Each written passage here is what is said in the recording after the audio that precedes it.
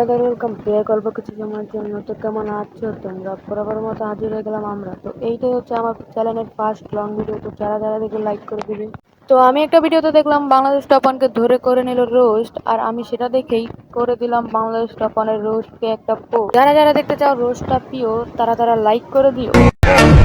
এই ভিডিওটা থাম্বনেলে দেখো, মাত্র এক ম্যাচ খেলেই টপ ওয়ান করলাম। টাইটেলে দেখো, মাত্র এক ম্যাচ উইন হয়েই সর্বপ্রথম গ্র্যান্ড মাস্টার টপ ওয়ানে চলে গেলাম। না না না না, আমি ক্লিক ব্যাট নিয়ে বলছি না। ক্লিক ব্যাট নিয়ে বললে তার পুরো জন্মটাই ক্লিক ব্যাট, পুরো চ্যানেল জুড়ে উল্টা পাল্টা টাইটেল থাম্বনেল। আমি এগুলো নিয়ে বলছি না, আমি বলছি এই ভিডিওর ভেতর এডিট নিয়ে। চলো তোমাদেরকে দেখাই। এখানে লক্ষ্য করো এবং ম্যাচ শেষে তার স্কোর যোগ করো। 5986 যোগ 47 হয় কত? 6015। কিন্তু লিডারবোর্ড শো করার সময় তার স্কোর কত দেখাচ্ছে একটু চেক দাও। উমা, স্কোর দেখাচ্ছে 6088। এটা কেমনে?